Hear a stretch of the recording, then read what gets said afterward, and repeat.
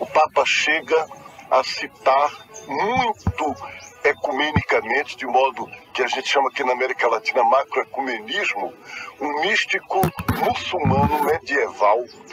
E esse místico muçulmano medieval diz que é preciso ligar Deus e natureza, que não se pode, na espiritualidade, desligar as coisas.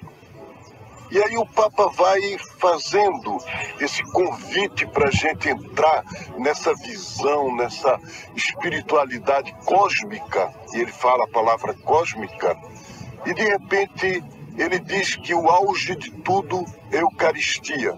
E o Papa convida a abrir, a fazer uma espécie de eucaristização do mundo inteiro.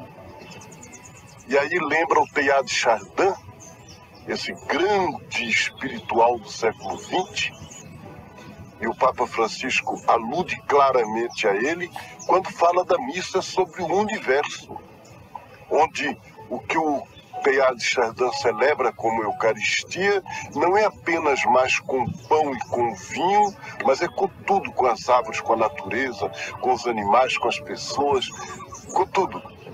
E o Papa então diz que a Eucaristia é, nesse sentido, uma espécie de casamento entre Deus e o universo. É uma maravilha. E é muito interessante, porque aí ele retoma aquilo que se chama a dimensão ecológica do domingo. Na Bíblia, toda a cosmologia e a visão judaica é que o sábado, a dimensão sabática, não é apenas um dia de descanso, mas é um dia de amor, um dia de união com Deus. O domingo resgata isso a partir do fato de que é memória da ressurreição de Jesus, da vida nova, e uma vida nova que Ele nos dá e que nós vivemos quando nós vivemos com amor.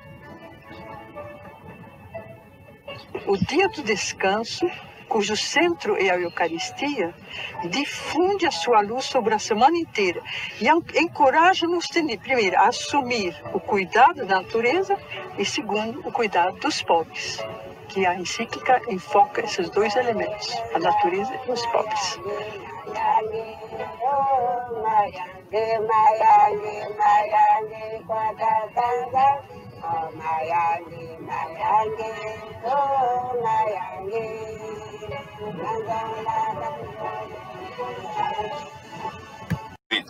O amanhã sustentável é possível se mudarmos o modo de governar hoje. O Papa Francisco está certo disso e repete-o a todos. Da pandemia se sai melhores ou piores. A crise global exige que se repensem os parâmetros da convivência humana em chave solidária. Sobre essa ideia, baseia-se o projeto Covid-19, Construir um Futuro Melhor, criado em colaboração com o Dicastério para a Comunicação e o Dicastério para o Desenvolvimento Humano Integral. Oferecer um caminho que, com o fim da pandemia, leve ao início de uma nova fraternidade. É uma questão de perspectiva. O mundo em quarentena pelo coronavírus, suspenso na evolução das suas atividades, quer recuperar o seu sentido de orientação, mas deve ter o cuidado de tomar o caminho certo.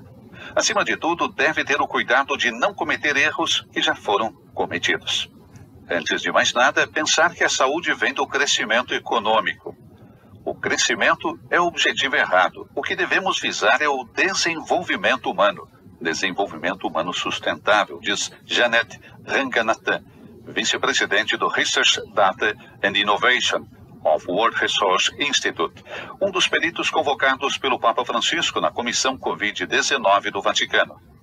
Ranganathan lança uma ideia. Um primeiro passo concreto propõe poderia ser a convocação pelo Papa Francisco de um encontro com outros líderes religiosos para criar um círculo virtuoso de sustentabilidade que continue a expandir-se para envolver todo o planeta.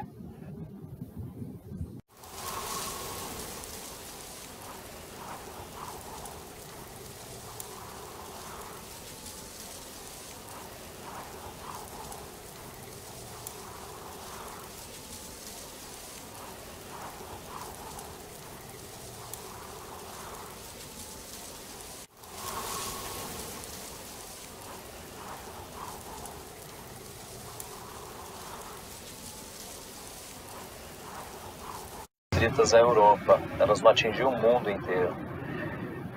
Sem dúvida a nossa geração não tinha passado por isso. E eu estou com aqueles pastores, pastor, que a semelhança dos antigos, sempre que acontece algo assim muito trágico, a gente pensa, Deus está disciplinando o mundo, Deus está disciplinando. Ele está, de alguma forma, mexendo com a igreja. Esse é o momento, não é momento de festa, esse é o momento de a gente falar o que Deus está querendo nos ensinar com essa pandemia. Pode ser o braço do Senhor.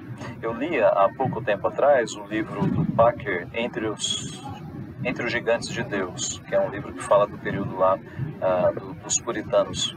E ele dava o exemplo de dois pastores pensando exatamente assim. Quando aconteceu uma grande guerra na época deles, eles pensaram, por que Deus está nos disciplinando? Que pecado nós temos cometido contra Deus? Né? E não precisa ir muito longe para ver que o mundo evangélico de hoje, ele despreza muitos dos mandamentos de Deus, né? Inclusive a guarda do domingo, que é um mandamento esquecido. Quem é que guarda o domingo hoje no mundo evangélico?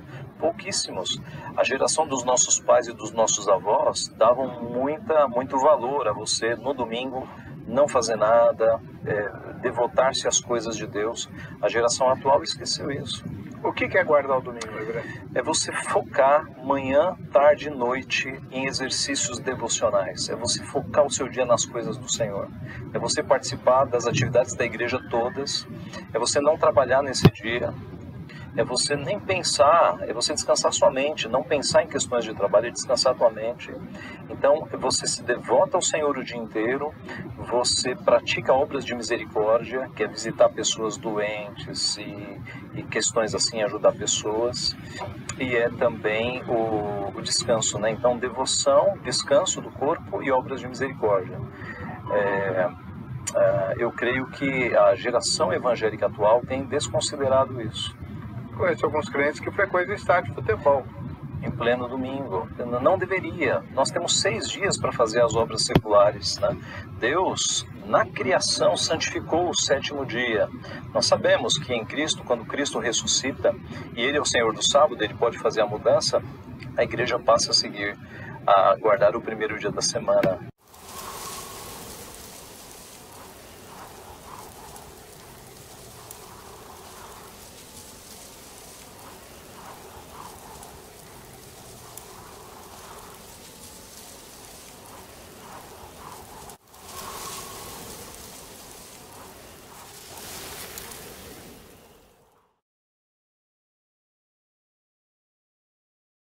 Nós, como católicos, o que nós devemos fazer? A gente deve guardar o sábado como dia de guarda?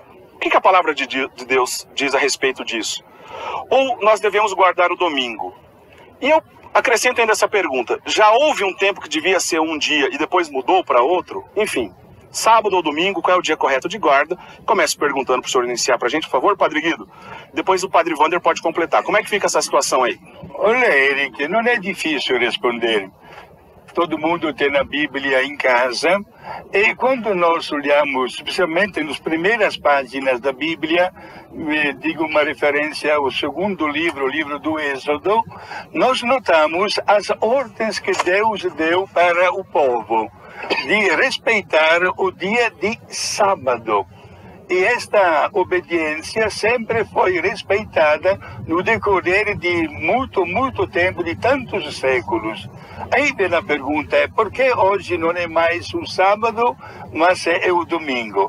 Não é difícil responder, repito, porque Jesus ressuscitou de domingo, 1º dia da semana. Se nós notamos, por exemplo, o Evangelho de São João, que pode ser resumido em 2 semanas, a 2ª semana, o que acontece com a Páscoa? Todos os melhores eventos são todos gravados no 1º dia da semana, no domingo. Certo. E sendo que a ressurreição de Jesus, a vitória de Jesus sobre toda forma de mal e sobre a mesma morte, caracteriza a expressão mais alta da nossa fé, os cristãos começaram a celebrar esta vitória exatamente no dia de domingo. E esta celebração entrou no costume dos fiéis. Portanto, a igreja transferiu o dia de descanso físico para dar mais louvor a Deus para o domingo.